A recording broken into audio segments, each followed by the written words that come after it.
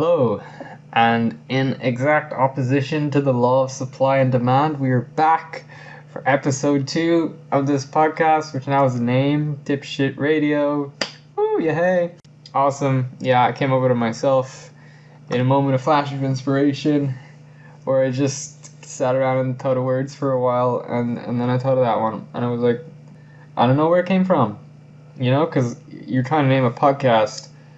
What you do is you say a word and then you put cast on the end of it, and if that doesn't work you pick a different word and you put cast on the end of it, and then you do that over and over again until you have the name of a podcast. And that was going really badly, and luckily I got a name eventually. God has graced me with some of his grace by giving me a name all to myself. Nobody, it's all mine. Okay, so we're starting off this week with, I'm going to call it a week, it's not a week, but I just like calling it a week, with another submission from an online acquaintance of the cyberspace by the name of Clink. And I said I would shout out his Twitter. I don't remember his Twitter, so I'm going to pause this and go get his Twitter. Okay, I'm back and I found his name on Twitter.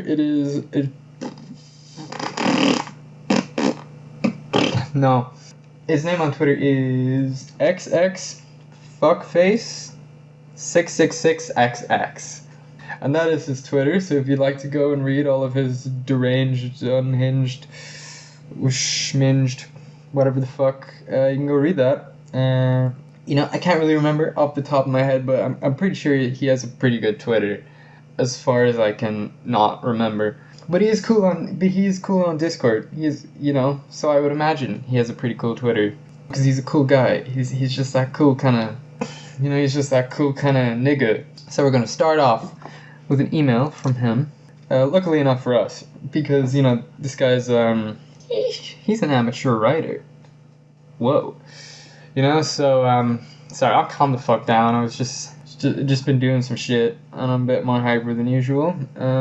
Not like drugs or anything, just like I was having fun, right? So it's kind of messed me up. It's kind of got me a bit twisted in the head. But don't worry, I know fun is not what we're here for. It's not the tone. It's not appropriate right now. We're not here to have fun on this podcast. We're here to be sad. So I'm gonna hop right in the email. It's pretty long, but that is also addressed in the first sentence. So I'll let him take the lead. On 3, on 2, on 1. So this email is going to be pretty long, admittedly. I have a lot to say, considering I imagine this is one of the most important events in my life. I guess I have nowhere to really start aside from the beginning. Before I asked her out, that is. The day I realized that, I really was crushing hard on Jenny Green. Not even close to her real name, but I'll call her that for this. It was one day in October. We were at Orange Leaf. I was in... What the fuck is Orange Leaf? Americans need to know that not everyone's Americanized. Like, you can't just name shit and be like, oh, I was at fucking Panda Express yesterday. What the... Like, I was 16 before I knew what Panda Express was. This isn't universal shit for all of us. I don't know all this niche knowledge about other countries. I don't know, Orange Leaf. We will imagine Chinese restaurant. Okay, it's a Chinese restaurant, probably. I was invited along since we'd been great friends up to that point, ever since I broke up with the girl prior. She let me sit with her in the mornings at her table, right beside her actually. That's cute. I remember not being able to afford any frozen yogurt, and instead dropping the $3 I had into the tip jar, partially for good karma since I had already realized that I had a minor crush on her. That day though, as she was sitting with her girlfriend at the time, I realized that my little crush was total bullshit, and I honestly did want to take this girl out and be the best man I could be. She talked about how excited she was for her mom to get home that day, since they watched Stranger Things together. And because of that, I binge-watched it that weekend. Ever since then, I've associated the show with her. The dumb puppy love romance between Eleven and Mike, mainly. That show is honestly fucking problematic because, it's honestly, as far as TV goes, it's immersive. I mean, it's shit, but it's also, like, the show is good enough that I can watch it and get involved in the romance. You know, I kind of just forget from time to time. These are a bunch of fucking 13-year-olds, you know? You start, like, shipping them and be like, oh, man, I wish I was Mike. And it's like, dude, what? That's rape. You can't wish you were fucking Mike. You're 20. Fucking freak. Anyways, I'll get back to this story. Especially since back then I used to really look like the guy, haha. Yeah, I forgot. Clink is honestly a fucking whole other species of Chad. You know, the man looks like a woman, but also looks like a better looking man than anyone I know. It's like, it's a weird kind of Heathers vibes of like, this guy probably don't fit in too much, and he's probably on a bunch of drugs, and he looks a bit freaky, but at the same time, like, he's hot as fuck, and he looks like he'd make a good murderer. Okay, later on that month, we hung out at a mutual friend's house, mainly to cheer her up since her relationship was kind of falling apart due to her girlfriend being emotionally exhausting, constantly having panic attacks and all. Jokingly enough, we called up the Spirit Halloween support line, got connected to the other option, and asked the guy for advice. He basically just said, follow your heart and all, which was sweet because at that point she told us she was planning on ending things with her since she got a crush on a mystery man. We watched an episode of Black Mirror that day. I wanted to stay over, but thankfully I didn't since that was the night my parents split up. I remember sitting on the floor in my sister's room as my dad yelled at my mother, calling her a disgusting whore and demanding she leave. Fuck. At one point, even pointed a gun at her. Still in its holster, admittedly, but that sort of thing is always unpleasant to see. Yeah, my great-granddad actually did that once to my great-granny. Well, no, he got a shotgun and chased her down the field and actually, like, shot at her, but he missed. And I know when this happened because, you know, I heard the story from my mom. The guy lived to 100 years old, so you know, there's a pretty big time frame for whatever kind of woman-abusing activities that crazy cat got up to. Especially since he's always been a hothead, letting his anger wash over him and color him red like it was pig's blood. I was neutral the whole time since I don't like my mom at all and their marriage had been falling apart for years. Coming home I'd always just see my mom sitting in bed watching the Kardashians or some shit. Like one of those kingpin wives, except we weren't at all wealthy. And she still had enough motivation to tear down anyone in the house who dared cross paths with her. Usually me, by calling me a stupid fag, ugly, fat, soft shit compared to how it used to be. Still hurtful though, lol. But yeah, flash forward a month, into November. Break had started and my dad took my little sister to Mexico just to see family, leaving me behind to stay with my mom. At that point she lived with her aunt, so we shared a room. And since I don't exactly enjoy my mother, to put it lightly, I would stay up late and sleep in a lot to avoid having to spend time with her. One day though, while watching a Dave Chappelle stand-up special on Comedy Central, mindlessly browsing Snapchat, I clicked on her story and saw her sad posting about some mysterious dude she had a crush on, saying vague shit like, I assume this is the girl, not your mom, saying vague shit like, I'd wish he even noticed me, and posting a wish at 11:11 about how the stars are aligned, bro, it's 11:11, about how that he thinks about me as much as I think about him. Me, being the smooth bastard I am, swiped up and asked if she was alright. The conversation essentially played out like, yeah, I'm alright, I just... ... I just wish he cared about me is all. I'm sorry. I hope you know you're honestly a really great girl though, that any guy'd be lucky to have someone like you have a crush on him. Smiley face. Thanks, Dante. I really appreciate you. A lot, actually. See you soon, yeah? In reality, the conversation lasted about an hour and was much more drawn out of us just complimenting each other. Looking back, I can say that was her first attempt at flirting, lol. If I remember right, she even called me cute, which if she did, there's a solid chance I went to bed hard as fuck since I really liked her. It's December now. The first day, if I remember correct. I get home from school and decide I have to tell her. I'm in the shower as I think about it all, and I realize I'm kinda a coward. I message the group chat I'm in with my friends Tara and Anita, admitting that I've got a massive fucking crush and making them both swear to not tell a soul since my pride was bigger than my envy back then. They agree, and I admit it, that I have a huge crush on Jenny. Tara, totally supportive of me, tells me I've got this, and being the normal, kind friend that she was, I felt better. Anita, dead silent. Nothing. She was the friend I preferred back then, my favorite of that group, not counting Crystal, so her word, this is so immersive, so her word meant a lot more to me. I sat in bed, waiting for a response, gripped with palpable fear. Hadn't even asked her out yet, just worried my friend might say, I don't know, bro. Then she messages me, telling me how she's about to break girl code, but deciding this is a worthy cause. She tells me that Jenny had a massive crush on me too, as of 2 weeks prior at least. Originally I was planning to do it in person, but being so fucking excited, I message her on Snapchat and then via text once she doesn't respond immediately. What? Question mark, question mark, question mark, question mark with a capital H will never be so cute to me. She initially thought I was fucking with her until Anita told her the little secret I'd shared and essentially just responded, "Really?" in between fits of keyboard smashing. I stayed up until 1 a.m. that night messaging her about how hard it was to downplay my compliments about her, how badly I wanted to tell her she was gorgeous, and how much I wanted to just kiss her cheek or hold her hand every time she came to me for comfort. She told me the only reason she can't immediately say yes to going out is because another friend, the one we hung out with that one day my parents split, funnily enough, had a crush on me too. You know how painful this is to read? Clink. You fuck. How does this story end? Did Crystal and Anita and Tara have a crush on you too? Is it a six-way? Is that it? Is that where this is all leading? So she had to break the news to her prior to that. However, she might as well would have just gone out with me, since the next day we spent as close as possible. Okay. I never smiled that hard before, and for that long. And when she kissed my cheek in the art room as we took a picture together, I felt my heart light up. There's this feeling I get in my chest whenever I'm in love.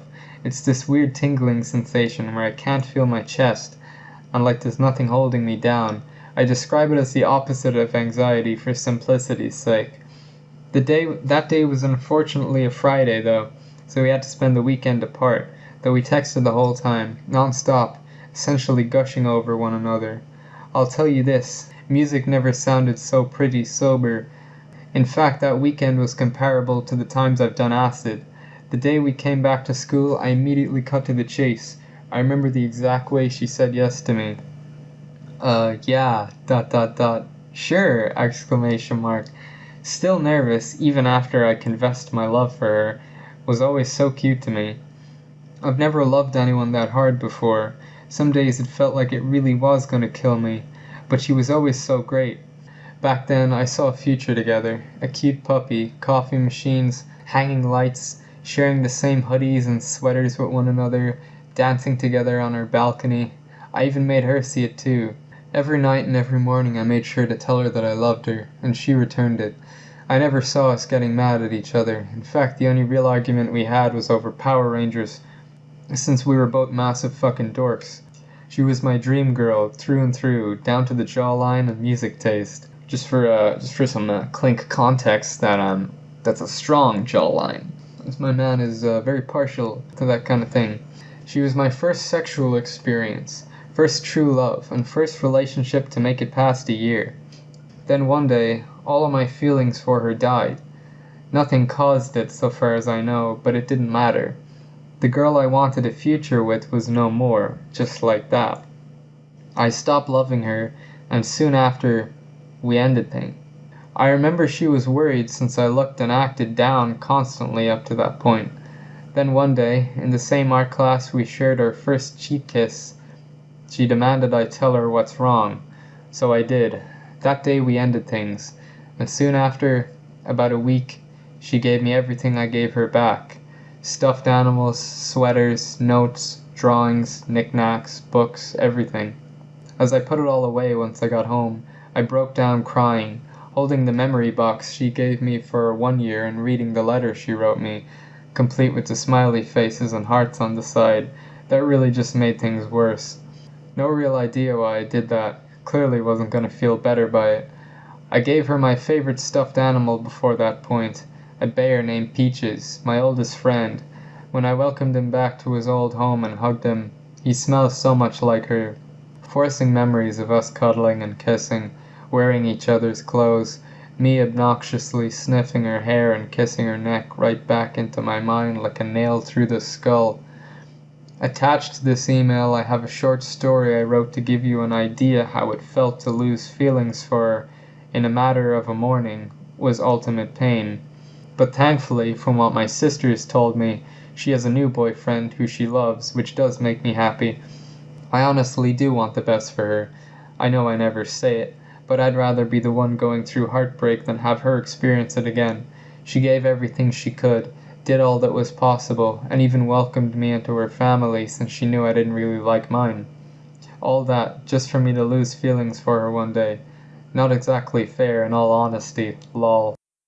I don't know if I still love her, but I care about her, a lot honestly, which means I'm still not over her, but I never want to put her through that sort of pain again.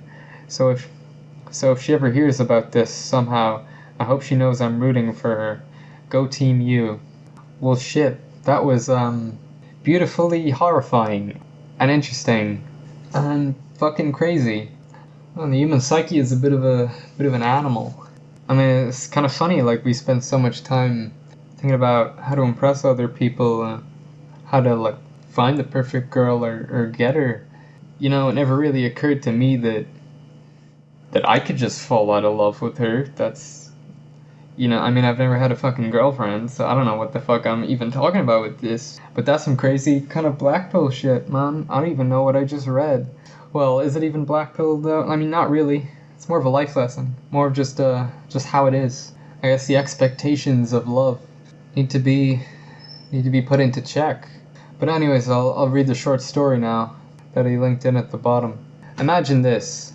You've fallen in love with a woman so beautiful and amazing that even after 4 years together, you still can't believe you're... Jesus, 4 fucking... Okay, I'll start again.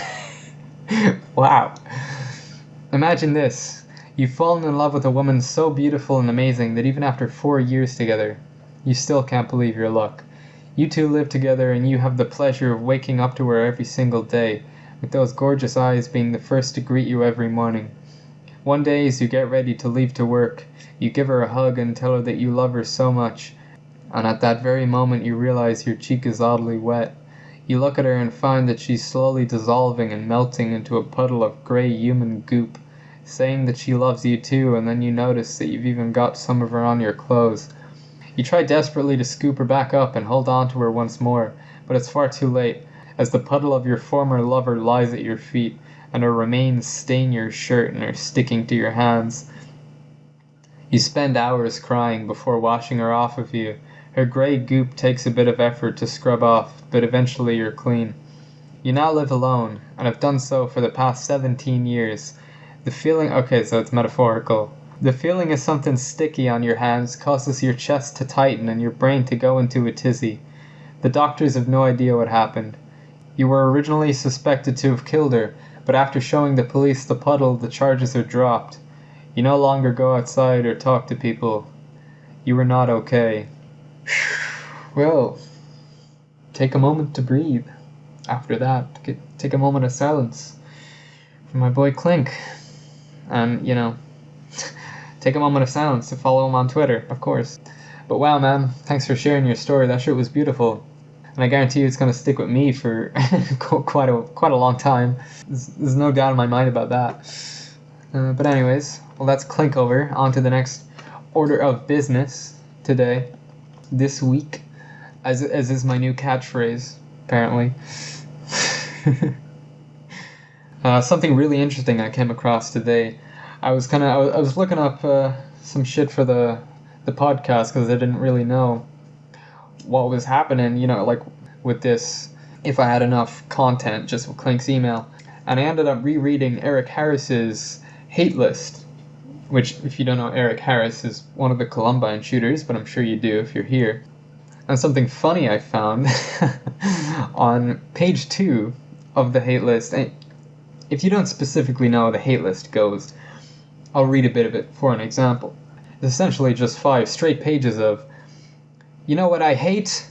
Country music. You know what I love? Zippo lighters. You know what I hate?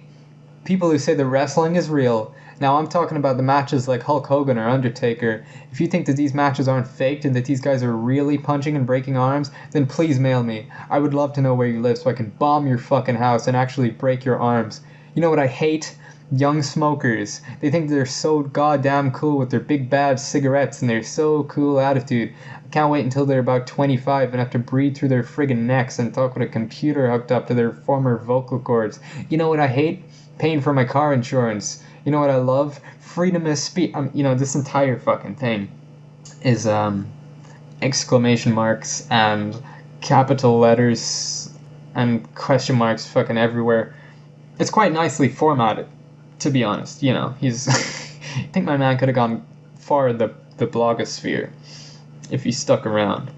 But something I just found especially funny today is on page 2 of 5 of the hate list, when I came across all caps, "You know what I love? Exclamation mark, exclamation mark, exclamation mark, question mark. School! Exclamation mark." School. Eric loves school. Which is, you know what? It's a shame. It makes it... Columbine is sad enough without knowing that, the guys that killed... Without knowing that the guys that killed all those people actually really liked school. Poor dude was probably really sad about having to kill himself to avoid going to jail. In an ideal world, Eric would have just shot up the school and then just got up the next morning and gone to school, but the system doesn't let him do that. So yeah, if you want to take a moment of silence for Eric too, I guess you can just pause the podcast. But I'll be moving on to my third piece of content for today. I have no idea how long this podcast is going to be. Maybe quite long, though, because longer than the first one. But that's great, because people listening to podcasts are just filling dead time with dead talk. If you were able to handle something intellectually stimulating right now, you wouldn't be listening to a fucking podcast. You're here because you're here because you've reached that stage of the day where you have 5 hours left until you go to sleep, which means you're already way too tired to do anything remotely taking any kind of effort. So you're gonna lie in bed for 5 hours and listen to podcasts, which is pretty relatable. But yeah, today I'll be reading something that I found, ironically, we could say, when out searching for content. I went on the r/Doomer subreddit. I wanted to find some of my people, and I think I found them. And I haven't read this yet, so I don't read before the podcast because it wouldn't be genuine then, my reaction. It would spoil the podcast. So I'm going to read the pinned post on r/Doomer, the universally agreed upon best piece of Doomer writing to end up on the Doomer subreddit. And it's quite fucking long, looking at it. Hopefully it's not terrible, but I think it will be terrible. Let's just fucking read this thing and see how shit it is. "Sometimes I wonder, how are we not all walking around in a state of pure unquellable panic?" Unquellable, haven't heard that word in a while. I am, and you are, but why aren't they? Have they truly numbed themselves to the gravity of the situation? You walk around alienated, existing on this world but not in it, perpetually dissatisfied. Perhaps at one point you lived in this world, but you can't be sure, and it is irrelevant. Nothing is fulfilling. You spend all day hiking to the top of a mountain to see the sunset. You arrive at the summit on the brink of dawn just as the orange glow begins to flirt with the blue sky. Despite its undeniable beauty, you watch this sunset rise and fall and are left with a feeling of emptiness. You yearn to experience the sunset with an intensity that is impossible to achieve just by looking at it. You need to possess the essence of the sunset, and won't be satisfied until you do. And as such, you will never be satisfied. Even sex, if you are one of us lucky enough to experience it, doesn't grant you this intensity you are searching for. During it, you don the red eyes of an ape, drunk with lust and desire. Yet just as the ape's desires are about to be fulfilled, the human returns, disgusted by the ape's appetite, and with an uncomfortable sense of dissatisfaction. You finished, but you've not arrived anywhere. Sometimes it feels like the only thing that will satisfy this insatiable lust would be ripping your partner apart, but we know that too would fall just short. This sense of dissatisfaction permeates everything you do. You yearn for intensity of experience, but you never arrive at it. You feel disunity between your mind and your body. You may, for a brief moment, maybe only a few times in your life, experience immediacy and satisfaction, but as soon as you grasp onto it, it slips away. You chase these moments to no avail. But you will soon find, if you haven't already, that behind this dissatisfaction is something more sinister. It has been called a sense of unreality, and this is the term we will use. More medically minded people might call it depersonalization, and it is colloquially referred to as an existential crisis. But to me these terms fall short and convolute the raw terror of our conviction. Everyone has experienced this, as far as I can tell, but only we cannot escape from it. Everyone arrives at this unreality slightly differently. For some of us it is gradual, and for some of us it happens suddenly. For some of us it lingers and grows, but once a man has seen it, the world can never be an understandable place. You wake up from a restless sleep, and in your brief delusion you may forget about your obsession, but it soon hits you. You look at your skin, and if you are unwise you might look at yourself in the mirror. You are filled with ease and grow tense. You know you are human, but something separates you from reality. Some of us stay here, laying in dark rooms all day, torturing ourselves with thoughts of somethingness and nothingness, but most of us don't have this awful luxury. We have to brush this away, and reality becomes a screen that we watch and interact with, but never break through. We can maintain this facade with a detached persistence, but it is fragile, and all it takes is the simplest reminder to throw us back into doomed unreality. Maybe you realized how insane it is that we drive cars, chunks of earth shapen and propelled...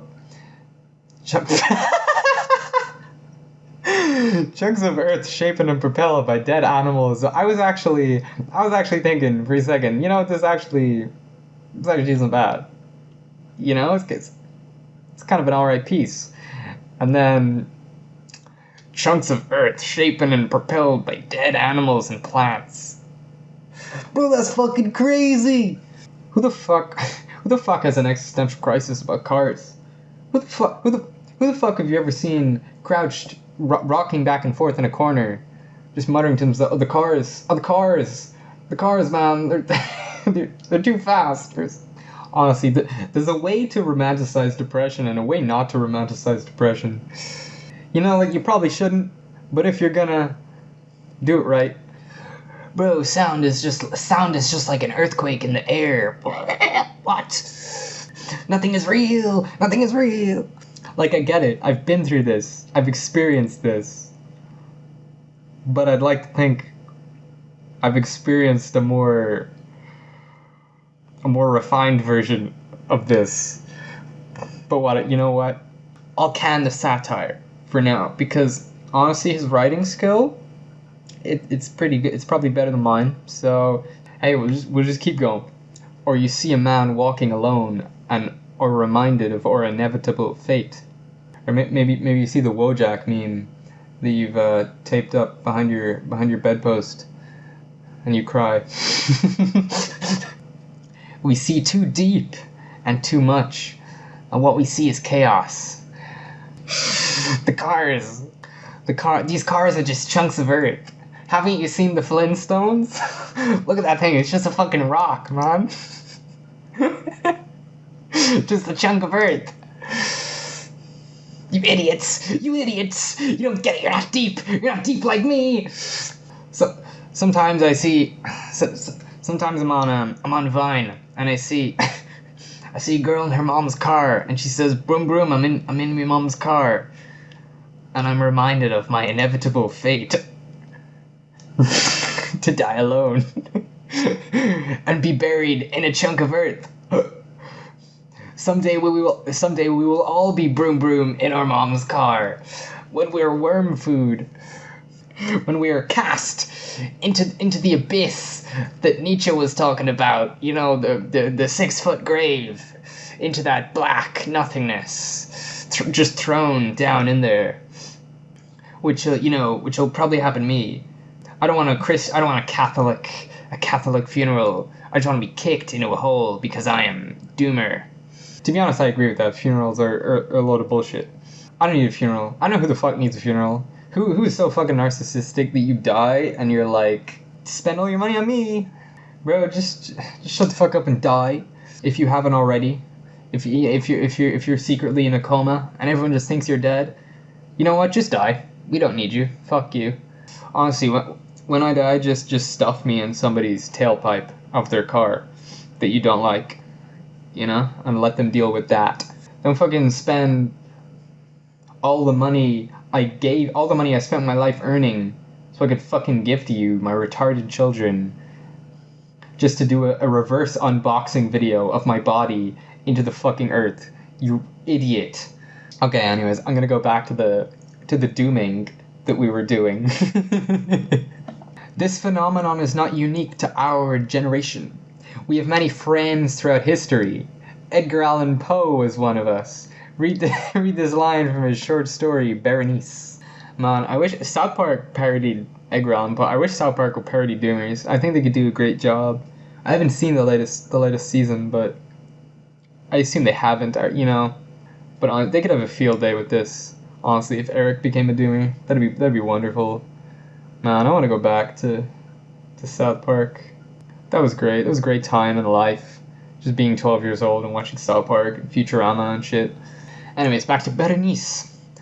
Yet differently we grew, I ill of health and buried in gloom, she agile, graceful, and overflowing with energy.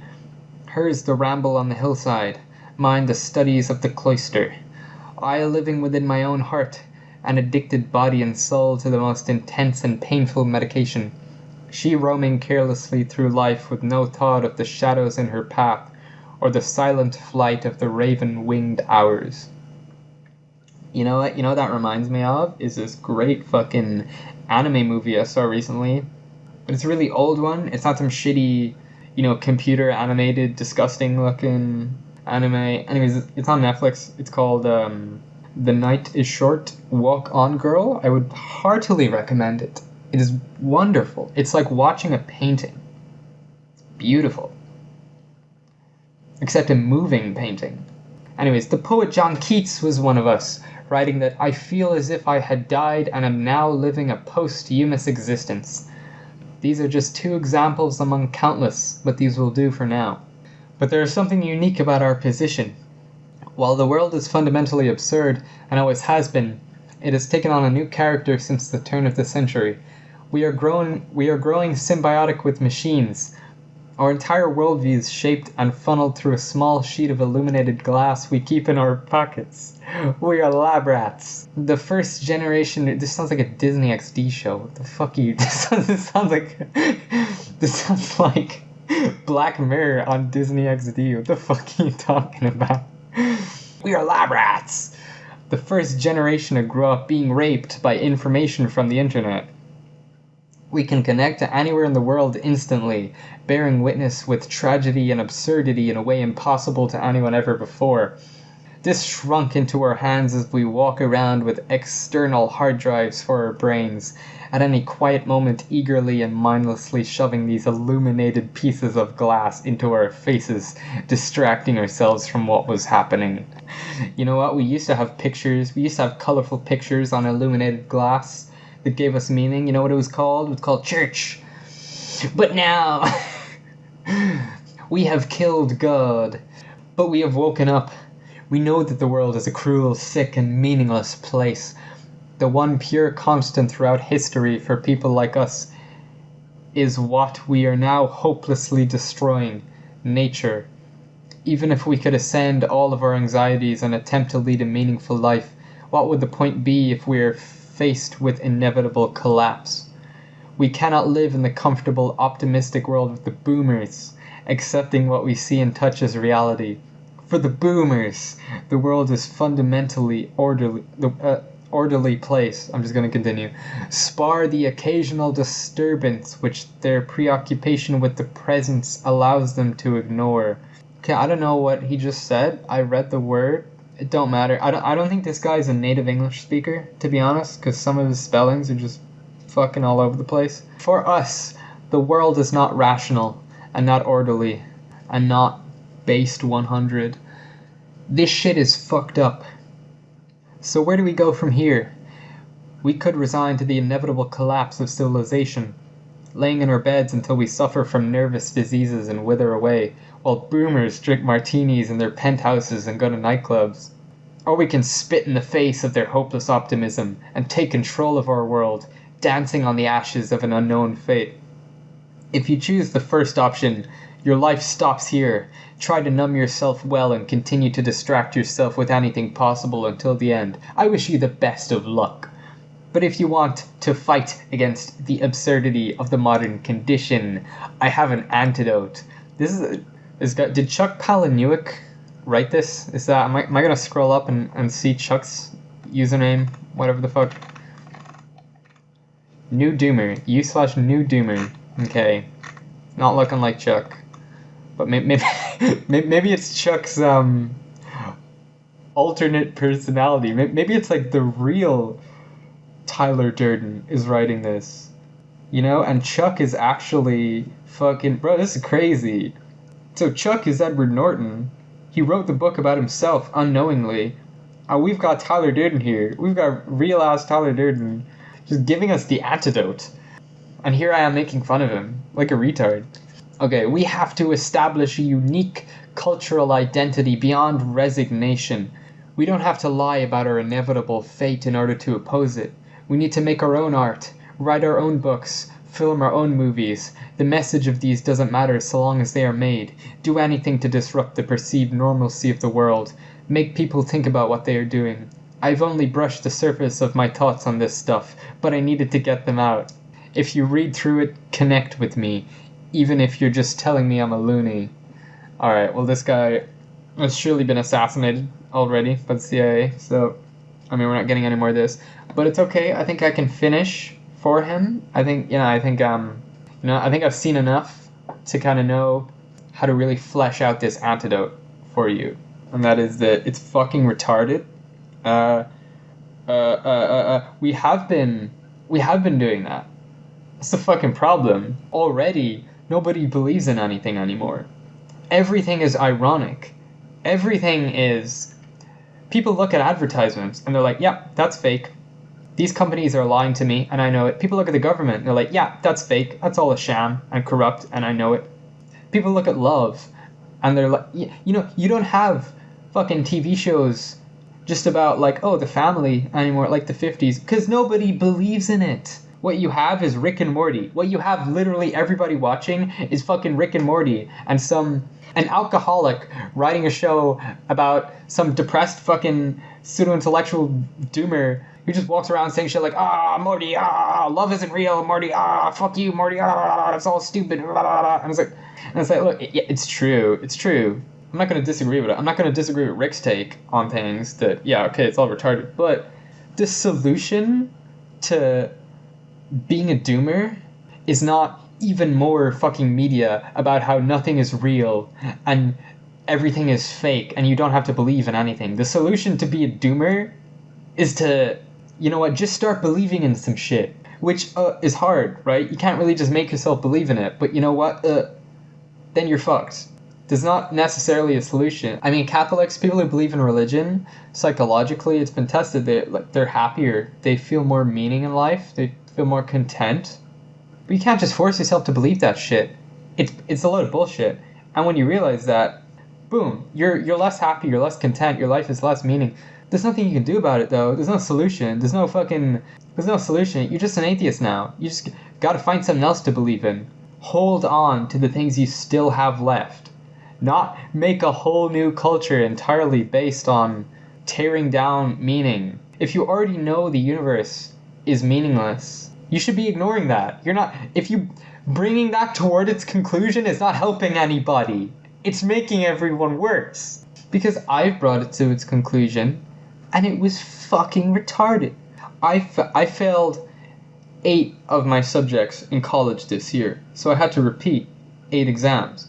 And I didn't study all summer because I'm a depressed retard. So I got some of my friends' ADHD drugs, even though I don't have ADHD, and for 2 weeks I just took drugs every day, basically cocaine, and attempted to study. But what I did more than that is just philosophize and just sit there for hours and hours and hours at a time just thinking, because that's what ADHD drugs do to you when you're a normal person, or do to me at least, since I'm already partial to that. I guess it just increased all of my personality to 200% efficiency. And you know what? Not the best idea. All I did was sit there and think about how nothing is meaningless. Love isn't real, dude. Morality isn't real. People aren't real. Fucking definitions aren't real. Concepts aren't real. How can you... What? Two things can't be exactly the same. How can you just make up concepts, dude? Everything is just atoms. You know, you're just arbitrarily applying things to things. That's crazy. Yeah. Just that until nothing made sense and nothing was real and people weren't real. You know, I think we all know that people are just atoms and electricity. People aren't fucking real. And what you should do about that is ignore it if you don't want to be a psychopath. People aren't any more deserving of your respect, logically, than a table. They're just atoms. So you know what? Spending your whole life thinking about how nothing is real, it's not going to help you. It's going to make you insane and a psychopath. You need to ignore some shit, go outside and do something with your life. The only philosophy you need is, instead of thinking, oh god, I'm going to die, everything is shit, think, yeah, well, you know what, I'm going to die. Like, it's not that meaningful, but, well, Jesus, I only get one chance. Might as well fucking do some shit. Like, Jesus, I don't have a lot of time here. I should just get some shit done. Does it matter how much it means? Does it matter the meaning of life? Just do something. I was sitting there on drugs, and I easily could have justified school shooting. I was thinking about, oh man, Hitler. I was thinking shit like, oh man, Hitler was just like following his dreams or whatever. Which, you know, how can you distinguish between him and anyone else? Like, he's not a bad person. It's like, that's all you think about when you're like this. Dude, your doomer fucking utopia sounds horrible. I had a rant today. I guess that is my rant, but now I have another fucking rant, and I'm already, like, ranted out. Like, I should probably do a rant about how much I say like and am, and how there's nothing I can do about it. I'm trying. I'm sorry. But I don't know, maybe it makes me personable somehow, like a quirky Woody Allen neurotic freak. Okay, but anyways, my rant for today is about finding accommodation or just doing anything, and how fucking hard it is to not be a NEET. Okay, I don't want to be living in my mom's house anymore. I want to get an apartment and a job. And let's imagine I want to get, like, therapy too, right? Do you know how much bullshit is involved in all of that? If I want to move out, first of all, I was going to move to a hostel for accommodation. But now with coronavirus, the hostel is going to close down. Maybe, or maybe not. So I don't even know. So I don't even know if it's worth going to all this extra fucking effort to go through all the bullshit of finding somewhere else to stay. But let's say I do. I look on the accommodation websites. I see houses that are fucking taken, and I know they're taken. So I will call these people. I haven't done it. I know it will, because the houses are fucking perfect. They're cheap as hell. They're really close to the college. They're everything you could want. And almost every single person in the college has already moved into the city before me, because my money is coming later than everybody else, so I have to wait an extra month at home, and everybody else is already in. So I know that house is taken, because I contacted her before, and the house was taken then. I fucking know somebody else already has that house. So it's bullshit. So firstly, I'm calling up, if I'm gonna bother calling people, which I haven't bothered, because it's so much bullshit, I just can't justify fucking doing this. But if I do, I'm going to have to deal with houses that are already taken because the landlord wasn't arsed to just go on their webpage and take down the house that they're listing as being unoccupied. Let's say I do that. I do call people. The few people that do have unoccupied houses, half of them won't answer their fucking phone. So I mean, I guess I should leave my number, wait for them to call me back, or whatever. More bullshit. Then they do answer their phone. What happens next? Oh, they ask me to go visit the house. No, I don't want to get a fucking bus into town just to It's fine. Just let me take... You don't need... I get why you want to meet me, but there's so much fucking bullshit involved in getting a house. I don't need to meet every single person that owns every house, because they all have like 10 people looking for the house, right? So I'm going to go to all these houses and not get a place in any of them.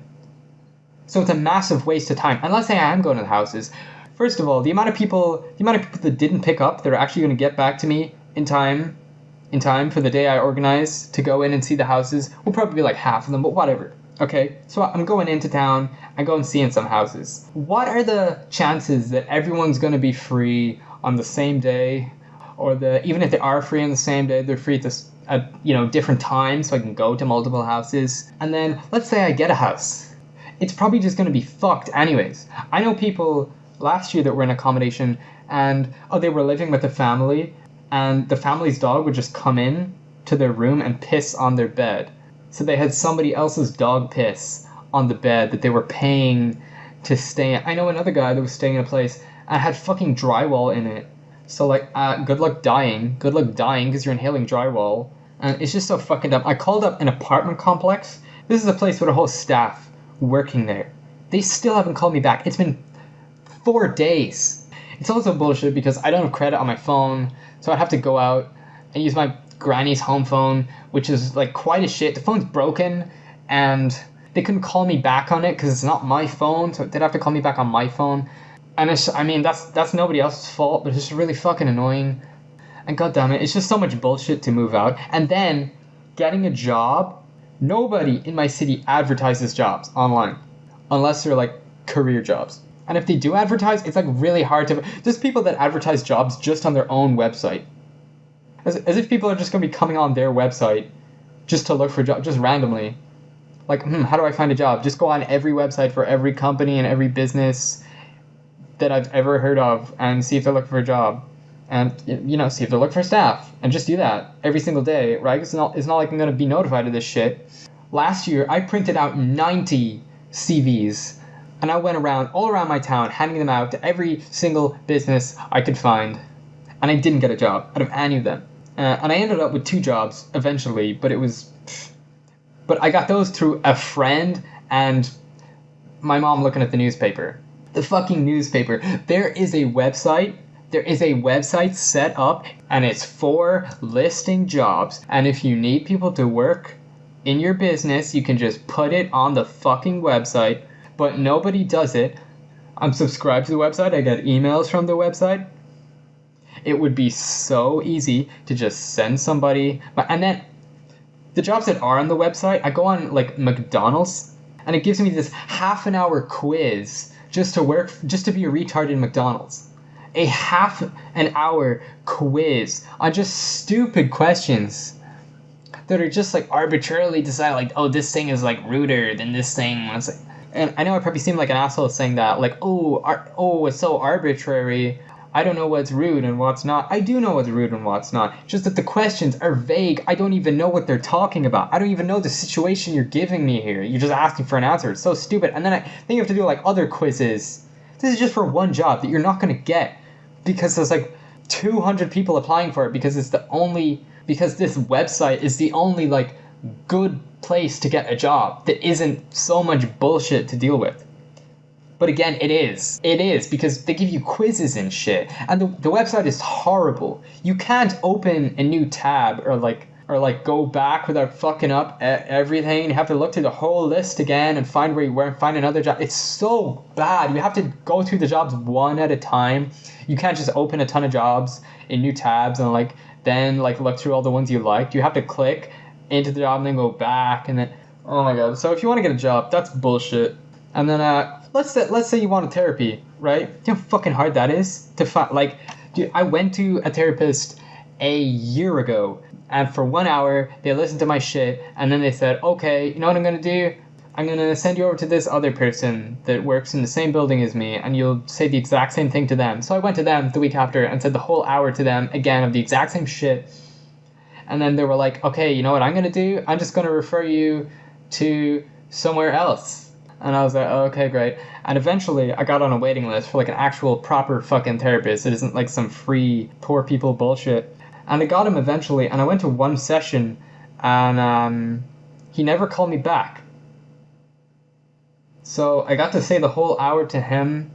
And I don't even want a fucking therapist at this point. It was just a nice idea. I thought, hey, you know what? I'm gonna do some self-improvement. Nah. Oh, fuck you. You don't get to do that. Ooh, fuck you. Everything is such bullshit. It is so hard not to be a NEET because the world just rapes you into living with your mom and not having a job because there is so much bureaucracy and so much. Everything is so horribly organized. Nobody does their job. Everyone's retarded. Engaging with this world is a horrible experience. Okay, but anyways, rant over. I guess I kind of got wrapped up in the anger of that one. I forgot to make any jokes. Sorry about that. I'll keep that in mind for next time. But yeah, rant over, podcast over. I will see you in episode 3. Goodbye.